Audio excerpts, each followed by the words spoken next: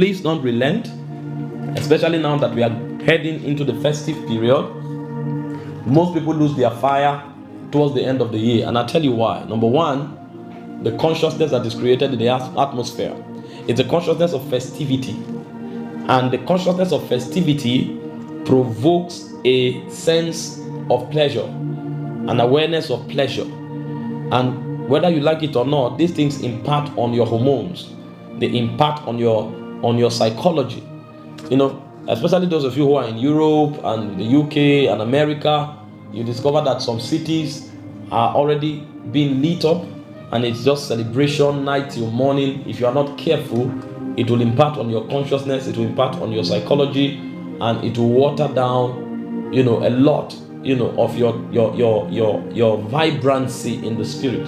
Secondly, because it's a time of festivity, it will also provoke a lot of lewdness. It will provoke a lot of immoral activities, because our world is so decayed that people think happiness, joy, celebration should always be tied with immorality. And so you are going to be interacting with a lot of energy, immoral energy, because of the festivity that is in the air. People will be traveling for holidays, people will be going to beaches and all kinds of things. Some people would just want to do what they've not done before, so you will see all kinds of things. So the first thing is that the consciousness of festivity can reduce your spiritual temperament or your spiritual vibrancy or fire, and then the activities that will become commonplace, which most times is coated with lewdness, nudity and immorality, can also affect you, because you will see and hear. And then number three, demons carry out a lot of their activities towards the end of the year, and mostly beginning of the year. Why is that so? Because they know people make a lot of decisions, lifelong decisions. You see that towards the end of the year, beginning of the year, that's where you start hearing things like resolutions. You start hearing things like all of these things, because they know people are about to make decisions, so they are going to become more aggressive to influence the decision the people make, because they know it's going to affect their actions for some months. You see that? So there's a lot of turbulence in the spiritual atmosphere, so you cannot afford to live carelessly at this time. So it's important for you to watch your heart, guard it with all diligence. The Bible says, out of it are the issues of life. Guard your heart. And it's also important for you to learn to build spiritual culture and patterns around your operations, especially at this time. And this is where most of the things we've exposed you to will come handy. Maintain your fasting routine, maintain your study routine, maintain your prayer routine. Don't allow anything alter the delicate balance of your soul at this time. Because of this, I want to give you 3 very simple but vital counsels that, if applied, will help you to maximize the season. Number 1, be deliberate to show love. Be deliberate to show love. Why is it important? Love is the nature of God, and love is the energy of God that kills every other negative energy. So as much as it's within your power, your friends, your family, your loved ones, show them love. Now how do you show love? You show love by being kindly, affectionately disposed towards people.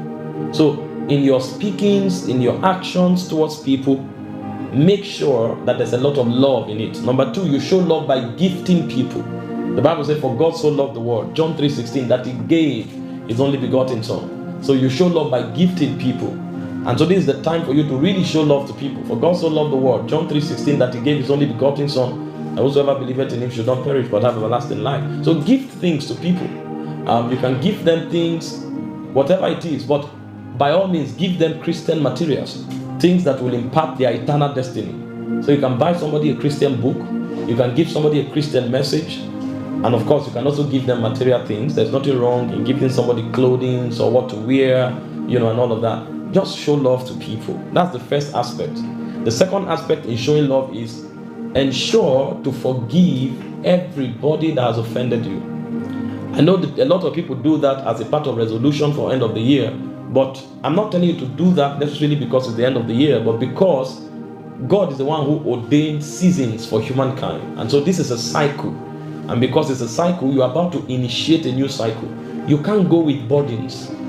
The Bible said to lay aside every weight and every sin that doth easily beset us. Does it not shock you that the same way sin limits us, that's how weights also limit us? So it's not only sin that limits you or limits your potentials in God. There are weights that can limit you, and most of that is unforgiveness.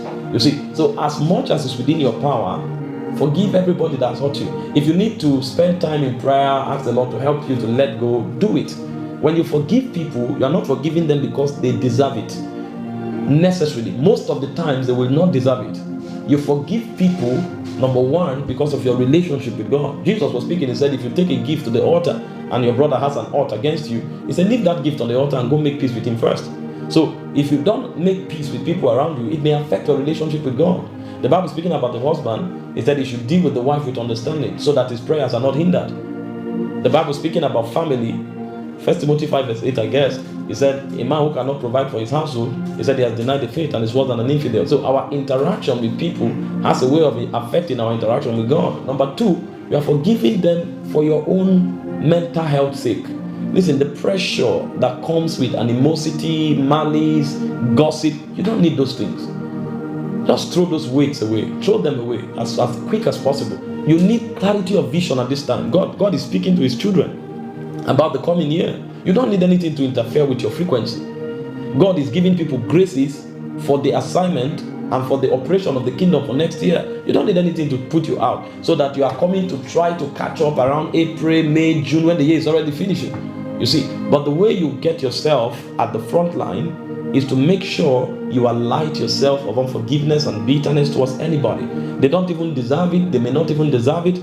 But because of your relationship with God, because of your mental health, and because of the graces that you may deny yourself of, if you do not forgive, you cannot not but forgive. So please, as much as it's in your power, show love. The second thing you must do in this season, and do deliberately, is to make sure that you are aggressively involved in soul winning.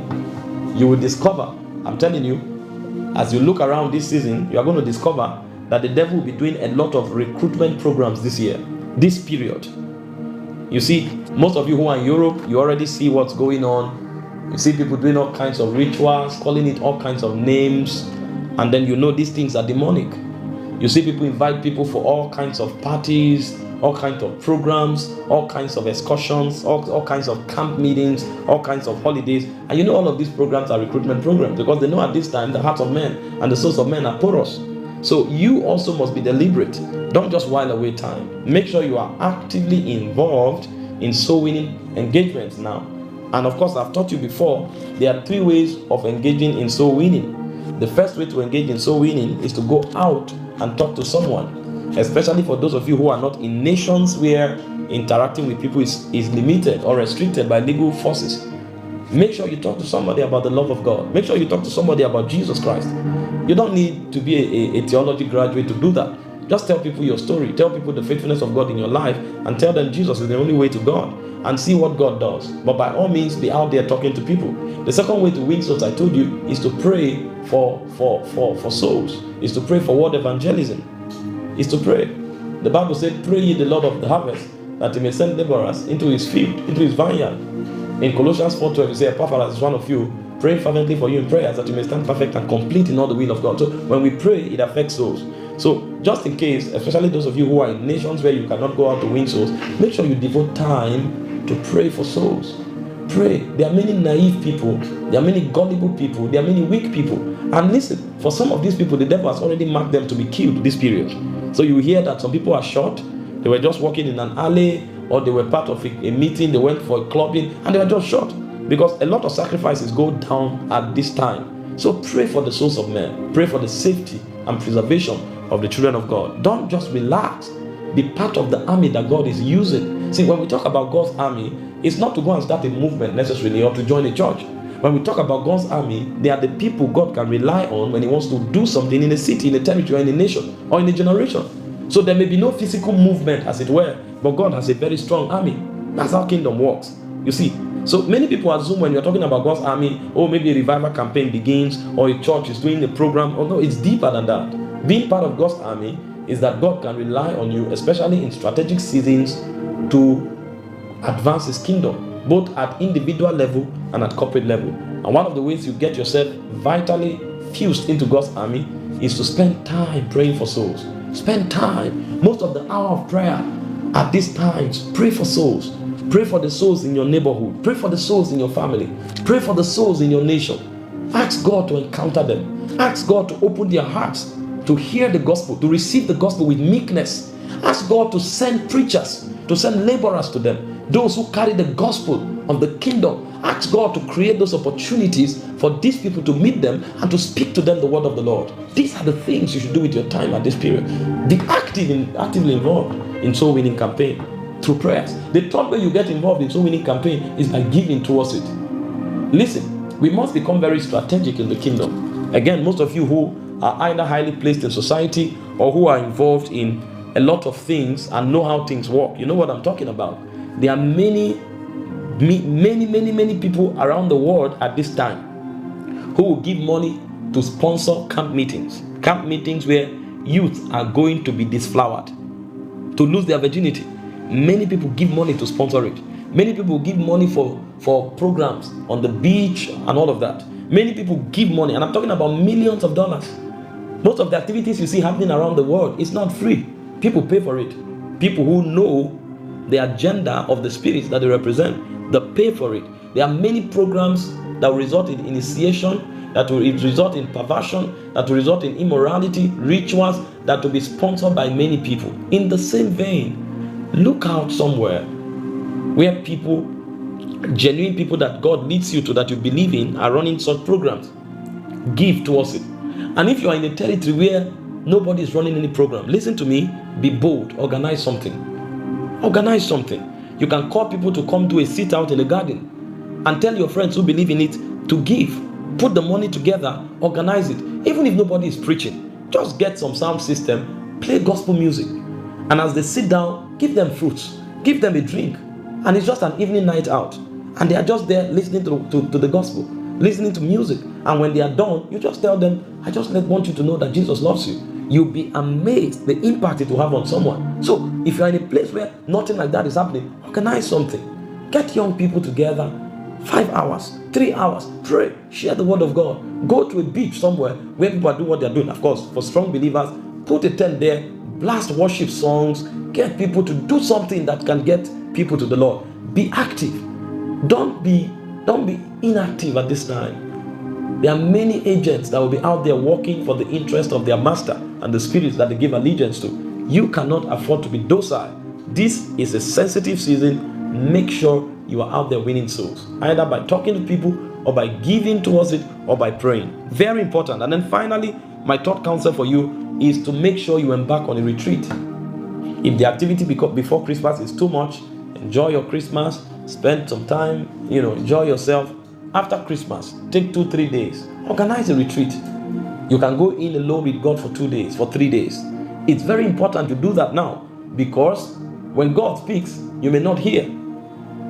There may be a lot of interferences that you will not do away with, either because of the clog of anxiety or the challenges of life or even the happiness of the season. So you've got to create that time where you go to the Lord. You can do a study retreat where you are locked away for 2-3 days just studying. You can do a prayer retreat where you are praying. You can do a fasting retreat, and you can combine all together where you are studying, praying, talking to the Lord, and fasting for a particular number of hours in the day. But by all means, make sure there is that period of shutting out before the end of the year. And it's important you do this. When you are doing this, there are 5 major things you must involve. Number 1, please take time to appraise your year. See, you are the one who knows how your life is compartmentalized. Check your walk with the Lord, check your career, check your relationships. Be deliberate. Don't just live haphazardly. Oh, this year is finished, we are going into the next year. No, haphazard living cannot produce certain levels of results. See, when you see people command results at certain levels, it's deliberate. You can't command certain results if you don't appraise it. So sit down, find out my life, what areas are the major aspects of my life. Write it down and appraise it. What are the mistakes I made?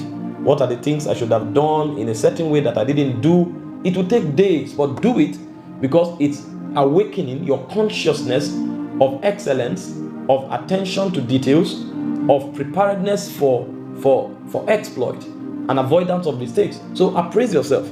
Now, when you are done appraising yourself for the good things that you have achieved, give God thanks for them. Be deliberate. Most of us are not ingrates consciously. Most of us are ingrates unconsciously. If our attentions were drawn to it, we would be grateful. But the problem is that we don't remember. Our attention is never drawn to it. And because our attention is not drawn to it, we are never consciously and deliberately thankful. So you've got to sit down, find out, check all the exploits you've made this year, the progress you've recorded, and thank God for it. Thank God for it. Thank Him for it. You're acknowledging that He is the one who did it. And as you do that, there'll be more grace released to you. Number 3, stay with God until you download strategies for next year. You will see something. You will hear something. You will receive an inspiration. Those who get ahead in life, this is how they do it. You don't get ahead in life casually. Listen, ministers of God may receive a word for their congregation. And trust me, that word can bless you if you are part of that congregation. But you need to understand that that word is for millions of people. It's the degree to which you tap into it that you'll be blessed by it. You've got to receive your own word from the Lord. You've got to receive your own direction from the Lord, so that your own word fuses into the overall word that God has given to the people. That's why you must stay with God. Listen, if you stay with God, He will show you. God was the one that invited us. In Jeremiah 33 verse 3, He said, ask of me, I will answer. And He said, I will show you great and mighty things that you know not of. So God is willing to show, but will you have the time? This is why you've got to lock yourself away. Fight every distraction, kill every distraction, spend time with God until you receive a knowing, until you receive a vision, until you receive an instruction. By all means, don't go into next year without receiving signals from heaven. And then number 4, when God shows you something, be deliberate, ask for grace. Believe me, God can show you something and you make the mistake of thinking you will do it. If you don't ask for the grace, you'll be in trouble. Listen, when God told us to win 5 million souls, at first I thought it was a joke. It's when we sat down to look at the strategies and the modalities that I knew it was going to demand a lot of grace. Every rural crusade we organize, we spend between 4.5 million to 6 million. That's about $6,000. And we have to organize over 30 of such crusades. The evangelists we mobilize on a weekly basis, we give each of them 100,000 naira. That's about $1,000. That's about $100, right? Now, every week we mobilize 3 to 5 people. So that's between $300 to $500 every week. And we've been doing it without relenting. Now, every apostolic invasion we organize, the ones in Africa, in one environment, one territory, costs between $30,000 to $40,000. And the one in the UK cost over $150,000. So, as touching soul winning alone, we spent over $700,000 this year. So, salvation is free, but preaching the gospel is very expensive. So, when God said win 5 million souls, I had to go back and pray for the grace. Now, that's on the area of finances. How about the stress? Dear Lord, if you follow me for 1 month, you don't break down, know that there's a special grace on your life. In the last 3 weeks alone, if I tell you my movements, you'll be amazed. In the last 7 days, if I tell you my movement, let me give you an instance, my journey in the last 7 days. I left, okay, let me just touch 6 days. I left for Zambia, and in traveling to Zambia, you fly from Abuja.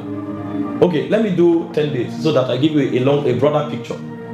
In the last 10 to 12 days, I had a meeting in a village called Surinyama in Ghana. It's like 30 minutes drive to Ivory Coast. Now, I was supposed to fly from Abuja to Accra, but somehow the agent made a mistake in our flight ticket, so we couldn't make it. So we had to fly through Lagos.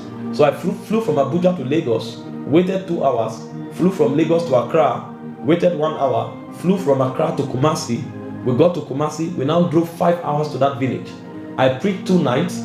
When I finished preaching, I realized I was supposed to leave there for Botswana, but if I get the flight that was 2 hours away, I won't catch the flight in Accra for Botswana.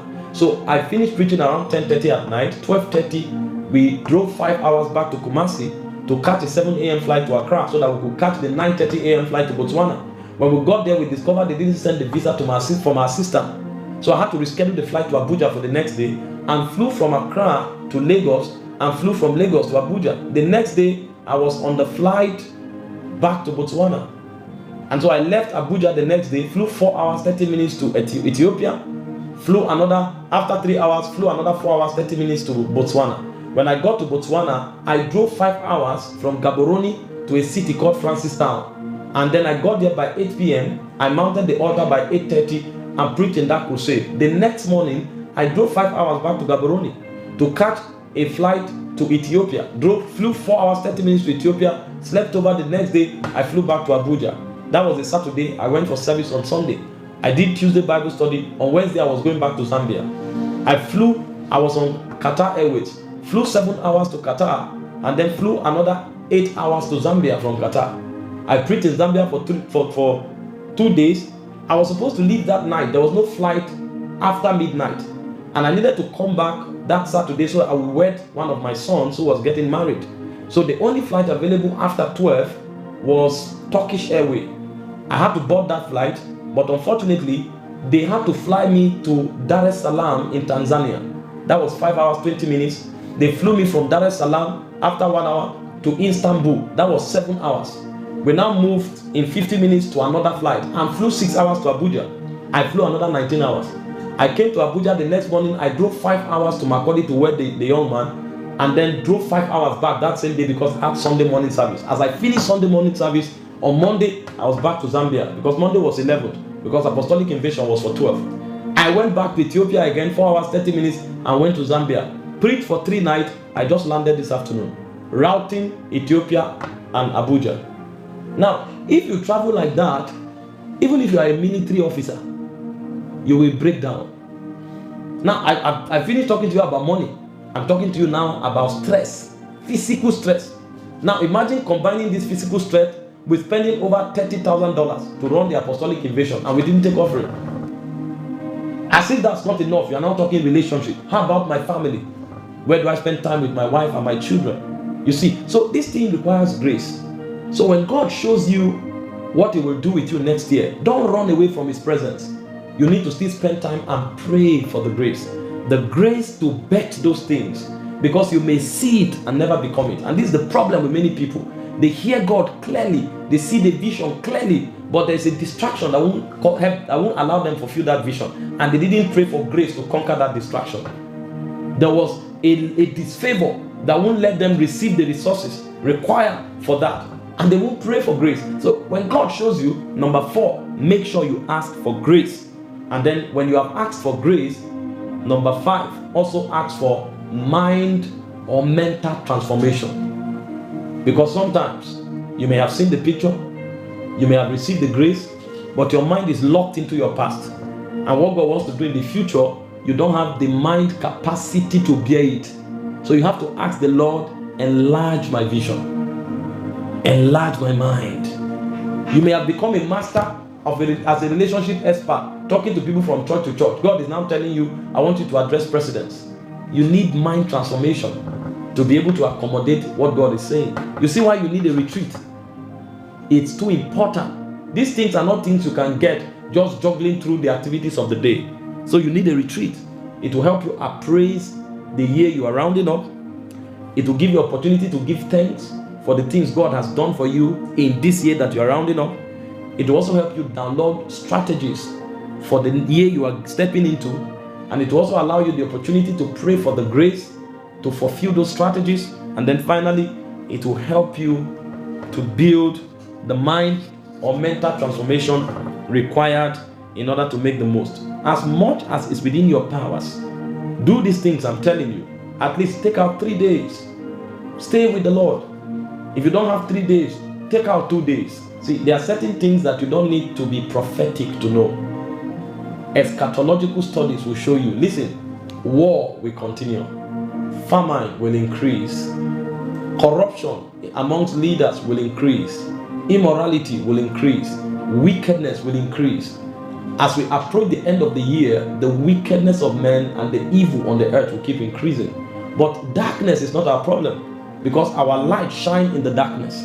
The problem is that if darkness is increasing and our light is not shining bright, then we'll be in trouble. And so when we say there will be evil, there will be wickedness, there will be famine, there will be persecution, there will be war, it's not to threaten anybody. These are normal operations of darkness, but it's to help you build the consciousness of light, because your insurance and your victory is tied to your illumination. The Bible said in John chapter 1 from verse 1, to verse 3, it said, in the beginning was the Word was with God, and the Word was God. He said the same was in the beginning with God. All things were made by him. Without him was not anything made that was made. In him was life. The life was the light of men. And he said in verse 4, the light shines in the darkness, and the darkness comprehended it not. So the devil cannot comprehend our operation. But the question is, are we shining? Jesus speaking, he said, let your light so shine. That means you may have light, but you may not let it shine. So God has given you light. It's your duty to let it shine. He said, let your light so shine among men. So you have got to let your light shine. And these are some of the things you will do in order to let your light shine. And it's as your light shines that you eat the good of the land. It's as your light shines that you enjoy safety and invincibility. It's as your light shines that you prosper and make impact. So by all means, you have to let your light shine, so that the year coming, while men are cast down, you will say there's a lifting up. Glory to Jesus.